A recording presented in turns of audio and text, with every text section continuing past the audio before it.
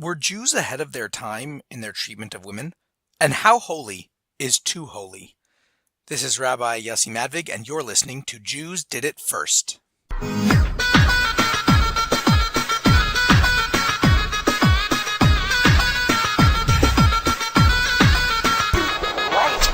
With the Me Too movement this past year, women's rights have been brought to the fore. I think it's really important to note that despite a lot of the evidence of misconduct, the US is still the safest, freest, most prosperous place in the world for women. Thank God.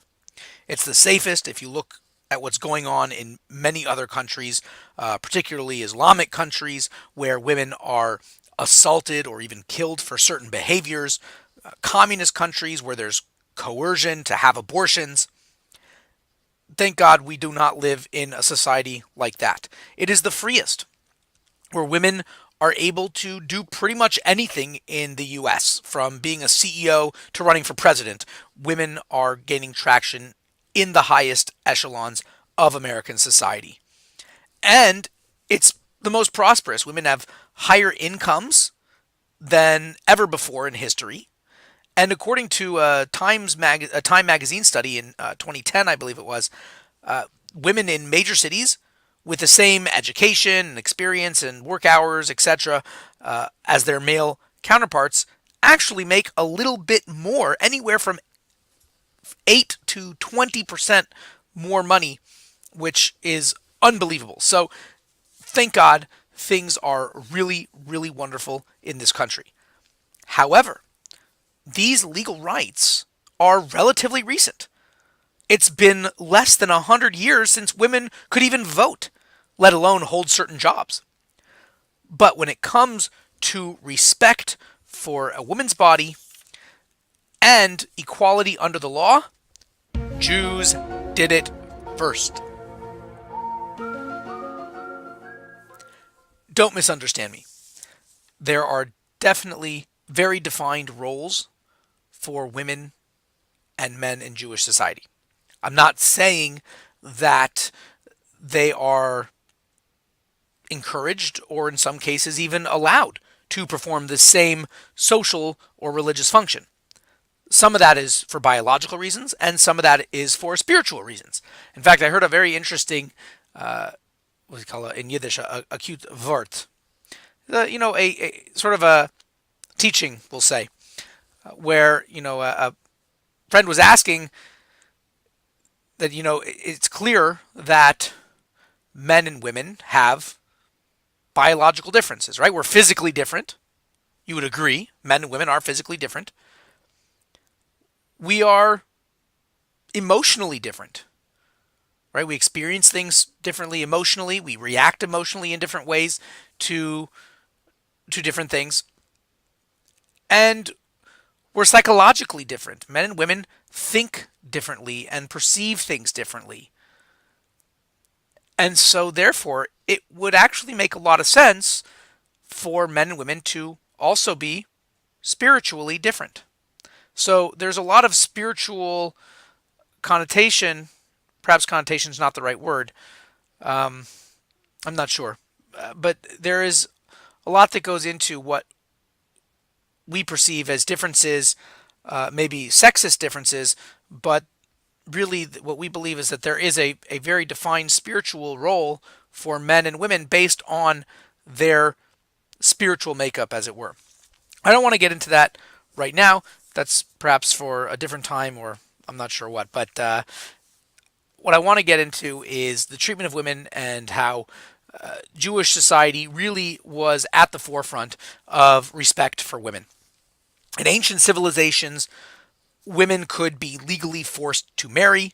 They could be legally forced into prostitution or slavery. They were, for all intents and purposes, treated like property. Not in all civil. I guess, there were varying degrees. It's not like women were just, spat on and kicked in the street or anything. There's certainly varying degrees of where this could go. But, as a whole in the ancient world, women were not treated particularly kindly. And this kind of behavior even continues in modern history and in some places even today.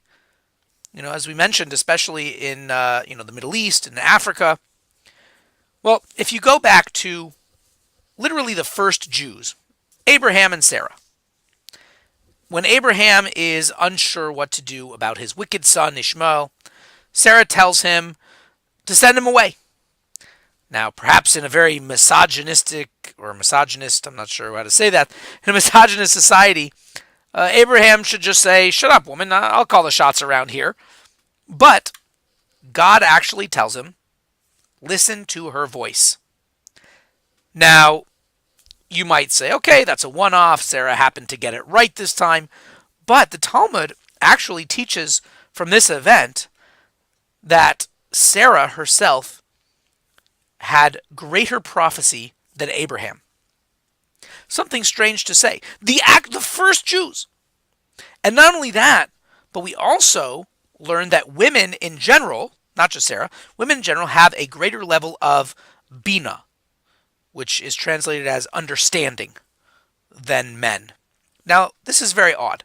We can't even get through a few generations of Jews before we find some kind of exceptional female prophet or prophetess. No, the very first generation were already extolling the virtues of women. Furthermore, in the case of pretty much every major moment in history, women are calling shots that alter the course of history. And when you look at every male figure in the Torah, Adam, Noah, Abraham, Isaac, Jacob, Joseph, Moses, Aaron, the Torah goes out of its way to introduce the wife. Even more minor figures like Judah, say, and even other parts of the Bible, not just the 5 books of Moses, but King David and so on. And it's really interesting because from a male-oriented perspective, who really cares, right? We care about what the men do, and they're doing most of the action. And in fact, with a few exceptions, we don't really learn a whole lot about what the women added or accomplished in the history of their lives. But not only does the Torah go out of its way to introduce them into the narrative, it does so in a way that's not passive. It's not just, oh yeah, by the way, they married so and so. No. It does it in a way that actually extols their virtues, especially with regards to the 3 forefathers, Abraham, Isaac, and Jacob, and their wives, Sarah, Rebecca, and Rachel. In fact, like I said, you could argue that most of the major decisions in history, at least in biblical history, are actually attributed to women. So let's go all the way back to the first woman, Chava, or Eve. Now, what does she do that changes and alters the course of history? She eats from the fruit, right? Now, typically this is seen as a negative event, but Kabbalah and Jewish mysticism explain that it was because she saw prophetically the tremendous merit of having to work hard and overcome sin and bring godliness into the world through our actions and our toil, over having paradise handed to us on a silver platter in the Garden of Eden. So she ate the fruit that began that process, which will ultimately end in the salvation of the world and godliness revealed even in the lowest realms. It kind of reminds me, lahavdil, about, in the Matrix. If you ever saw the Matrix, there's a line in there where basically they say that the machines tried to create a world that was perfect. There was no struggle, there was no strife, and the human minds rejected such a world, right? They needed that. They just needed that fight. They needed that resistance, and so they made it like a regular, like real life. So the same thing. Chava saw how tremendous not just the reward, but the the action would be to bring about godliness into the world through our actual service and not through it just being handed to us. So there you go. Right in the beginning, the very first woman, Judaism takes an incredibly positive view of her actions, and she alters the course of history for the better. Then there's the previously mentioned story of Abraham and Sarah, right, with Ishmael.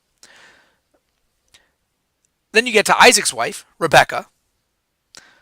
Because of her actions of loving kindness, she is chosen to be the wife of Isaac. Right? And she actually decides. They ask her, let's see what she says, right? And she says, yes, I'll go. And interestingly enough, from there, we learn that the woman has to give consent to the marriage. Right? We can't just, it's not like this is not like caveman days over here. In the past, if, they liked each other, whatever, the guy likes the girl, whatever, club her on the head, drag her to your cave. I don't know. I'm not sure exactly how things work. But, like I said before, the woman could be forced to marry. Not so in Judaism. Woman needs to have consent. So all you Title IX people, Jews did it first. Furthermore, Rebecca, Isaac's wife, recognizes their son Jacob's greatness and righteousness over Esau, and she ensures that Jacob is the one who receives the blessings from Isaac. She's also responsible for saving Jacob's life when she realizes that Esau wants to kill him. So here you have the woman in the story changing, or not changing, but making decisions that bring about a completely different course of history than would have happened had she not intervened. And for the better, that's the point. Then you have Rachel, Jacob's wife, his main wife anyway. You might know the story where he works for 7 years, and Lavan, his soon-to-be father-in-law, switches the girls, right? He's supposed to marry Rachel. He switches it for Leah because she's older. He doesn't want the younger daughter married first. Well, the Medrash actually tells us a whole story over here. Like, how did Jacob let this happen? Like, he didn't know, right? It says the next morning he realized it was Leah. Well, how did he not know, right? So it's Rachel herself who allows Leah, her sister, to marry Jacob by giving her certain signs that she and Jacob had worked out, just in case the father tried to switch the program on them. She actually tells Leah what the signs are to allow Jacob to think that it is Leah. And because of this, Leah ends up giving birth to half of the 12 tribes. That's pretty significant. It's also related later on that it's because of Rachel's prayers that the Jews are protected in exile, as they were marched past her grave by the Babylonians during the Babylonian exile. Moving on in history a little bit, you have Miriam, who is the sister of Moses and Aaron, and she is the one who convinces her parents to remarry, because it tells us in the Medrash that her parents, Amram and Yocheved, had divorced because of Pharaoh's decree to throw all the baby boys into the river. And she says, hey, what are you talking about? This is a little girl now. She's, I think, 5 or 6 years old at the time. She says, your decree is worse. You're going to divorce, because he was the leader of the generation. He divorces his wife. Everyone else starts divorcing their wives because they see that's what we're supposed to do now, so we don't bring any children into this terrible world where they're being thrown into the river. And she says, well, your decree is worse. At least with Pharaoh, he only wants to get rid of the boys. But you're basically annihilating the boys and the girls. If everyone's divorced, no one's making babies over here, then there's no boys, there's no girls. The Jewish people are done for. And she says, you're going to see Moses, or not, she doesn't say Moses. You'll have the boy that will redeem the Jewish people, and it'll be great. And they get back together. And so because of her, Moses, the redeemer of the Jewish people, is born. And she's also responsible for reuniting Moses with his mother right after he sent down the river. She kind of follows along, and then as the daughter of Pharaoh sees the baby, and the baby won't nurse, and so she says, "Hey," jumps out of the bushes, "Hey, why don't I get a Jewish nursemaid for you?" And Pharaoh's daughter says, "Sure, sounds like a great idea." Again, moving along in history, another 80 years, Zipporah, the wife of Moses, she actually saves Moses' life. He's being eaten by this snake angel thing on the way to Egypt to save the Jews, and Zipporah is the one who jumps in and performs the needed circumcision and saves Moses' life. So these are major players affecting the history of the world, and they're women. Speaking more generally, the Midrash tells us that it was because of the righteousness of the women, not the men, that the Jews were redeemed from Egypt in the first place. The essential form of prayer, how we pray on a daily basis, is learned from a woman named Hannah. That story is found in Shmuel, I believe, in Samuel. You have the salvation of the Jews in Persia, as told in the book of Esther. That came about through primarily a woman, namely Esther herself, Queen Esther. You can read about that over there. It's a short read. It's only about 10 chapters, and the last chapter is only a paragraph. So 9 chapters. It's a good story. You should check it out. Likewise, a major part of the victory over the Greeks on Hanukkah is again attributed to the women, the righteousness of the women, as well as a particular woman named Judith. There's a famous story where this woman, they're being, I guess, laid siege. I'm not sure if there's a difference of opinion whether this is over Hanukkah or whether it was another time, whether it was during a Roman siege. There's a difference of opinion here, but it is often referred to as a Hanukkah story. So I'll tell it. The story goes like this. The Jews were in lockdown, basically, under siege, and they were kind of at a loss of what to do. So this woman, Judith, Yehudis, she goes up to whoever's guarding the gates. She says, "Look, I have an idea that can save us. Let me go. We'll try one. Let me try this idea. If it doesn't work, then okay, whatever." I think they were planning on either giving up or just trying to put up a fight, something like that. So, what does she do? She sneaks out at night so the enemy soldiers can't see her come out. She sneaks out, goes to the camp of the enemy soldiers, and she says she has information that could lead to the soldiers defeating the Jewish people. So, and she wants to speak to the head general. So she goes into the tent of the head general, tell him, "Leave me alone." Of course, the head general, seeing this beautiful young woman come to him, he has all these great ideas, and she says, "Hold on, let's have a feast. I'll tell you all about the plan." Okay. So she brings with her lots of nice salty cheese, which is delicious, and she brings with her as well wine, lots and lots of wine. So what does he do? He eats the nice salty cheese, keeps eating the salty cheese, gets thirstier and thirstier. He's drinking all this wine. Eventually he gets so drunk, he passes out. So what does she do? She takes his sword, chops off his head, puts it in her bag, and leaves the camp. She tells the guards, the soldiers, "Don't bother him. He's sleeping. He wants to sleep it off." She goes back. They put this guy's head on top of the wall. The next morning, when the soldiers see the head of their general sitting on top of the wall of the city that they're laying siege to, they totally freak out. They realize he's now dead. They go and see he's dead in the tent with no head. They freak out. They leave. Their general's dead. This is not going to go well for them.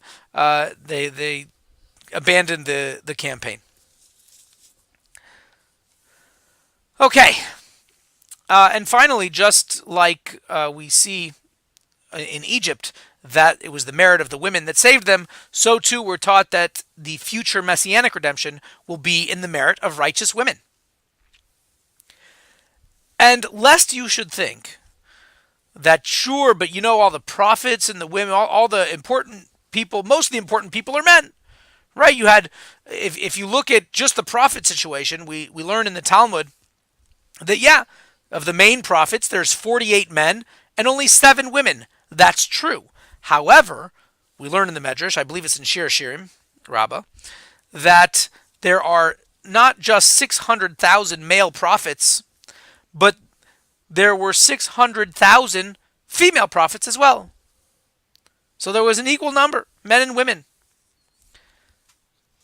Might not be explicitly stated, but why does it have to be? And why would the Medrash? This is also an ancient work from the ancient world where women were not exactly treated. There's no reason for them to say, oh yeah, by the way, there was an equal amount of women prophets as well, so don't worry. Who's worried about that? No one's worried. No one cares that there's women prophets.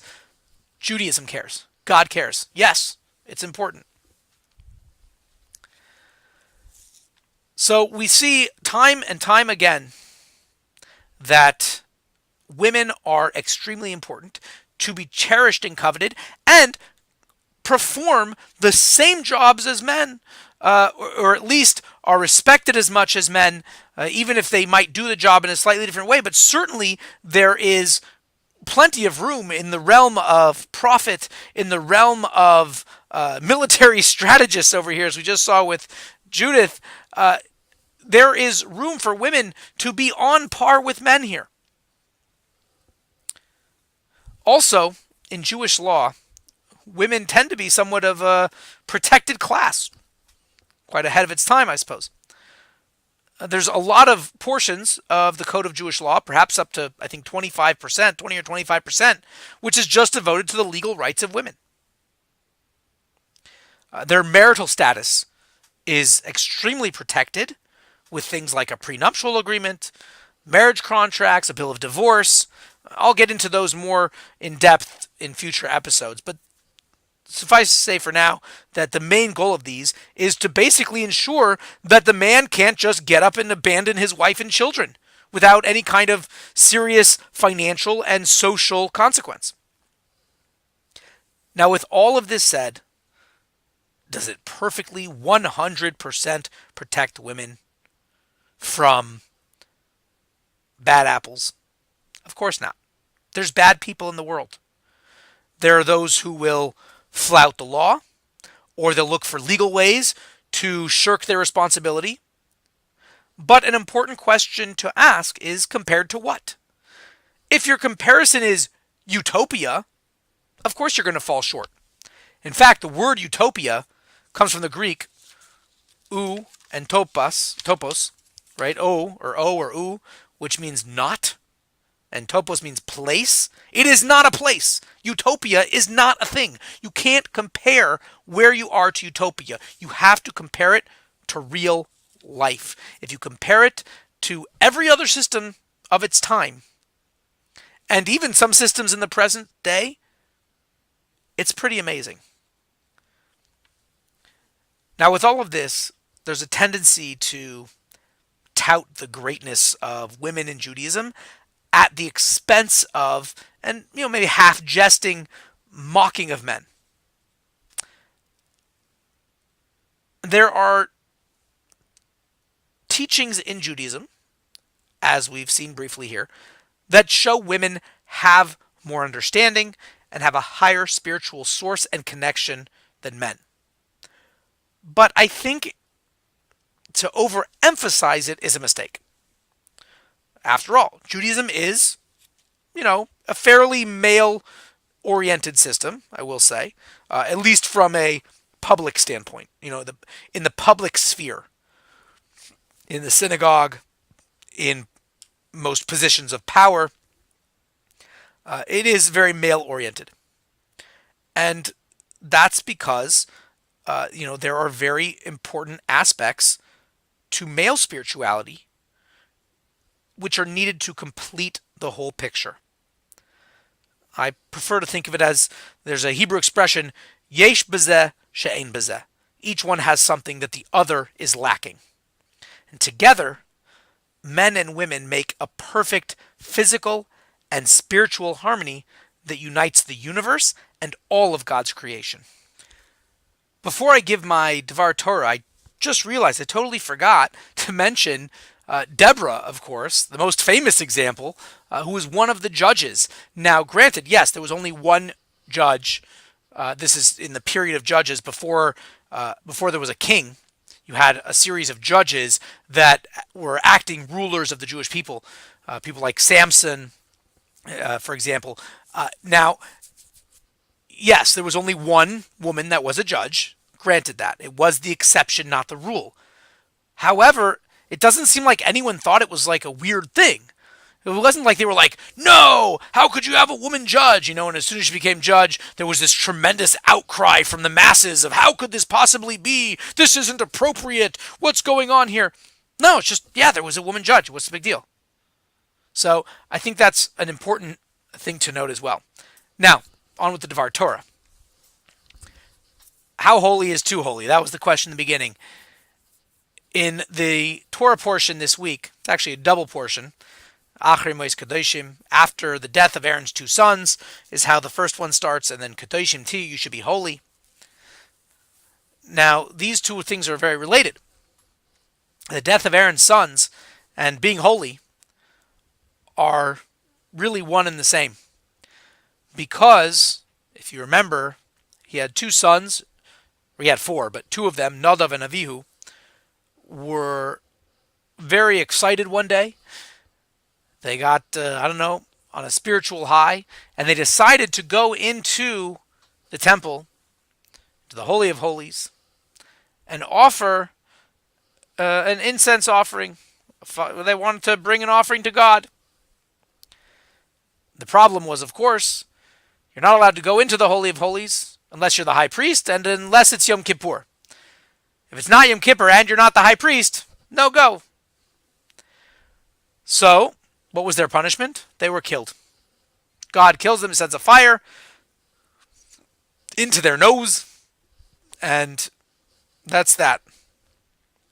Now, the reason that this is important is because in many religions, the spiritual high is the goal, right? You look at a lot of aesthetic religions, things that deal with, I think like Buddhism and Hinduism, many times deal in this very aesthetic lifestyle of, really disassociating with the physical and the ultimate goal being this spiritual nirvana. Well, in Judaism, that's not the case. Here you had two guys.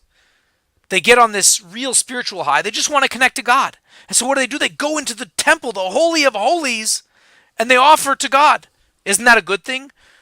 They're getting in touch with their spiritual side. They're leaving behind the physical world and just wanting to be totally united with God in the holiest place, the Holy of Holies in the temple or the tabernacle.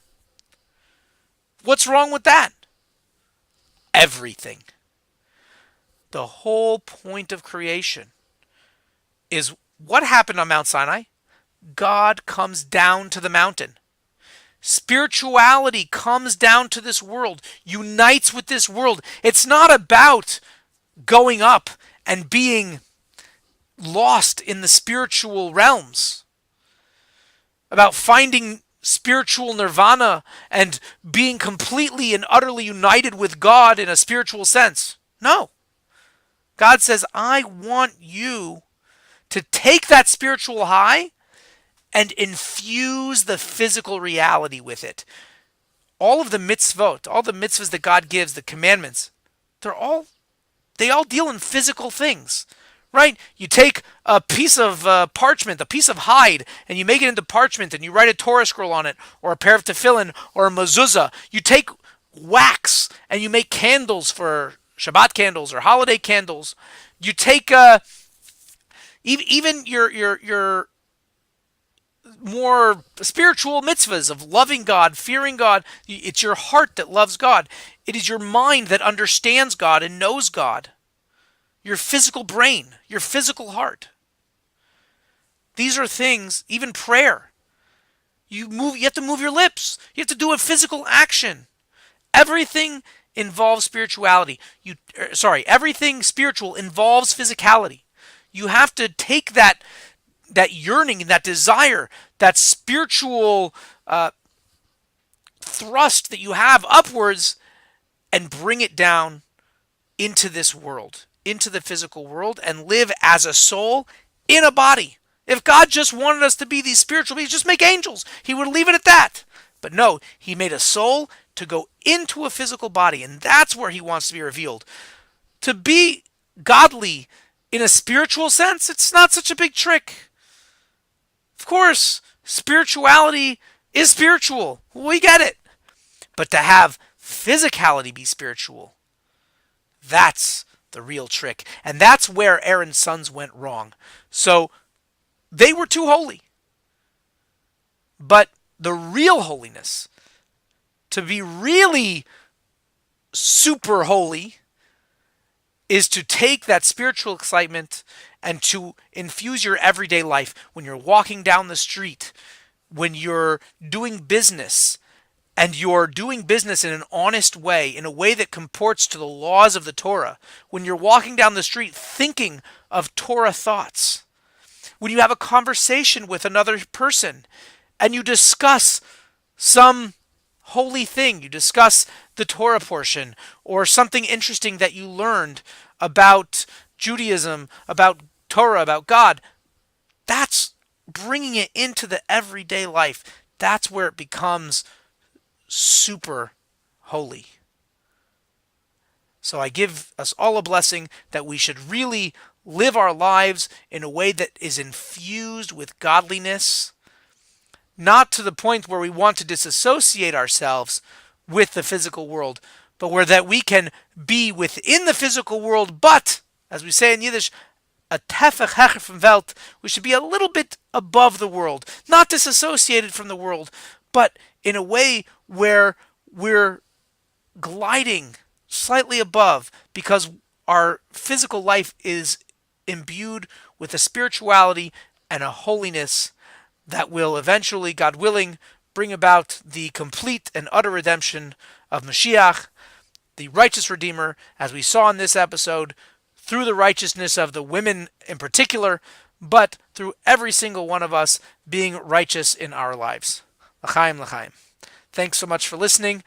Love to stay in touch. Please contact me on Twitter at Oswego Rabbi. You can engage on the Facebook page, Jews Did It First.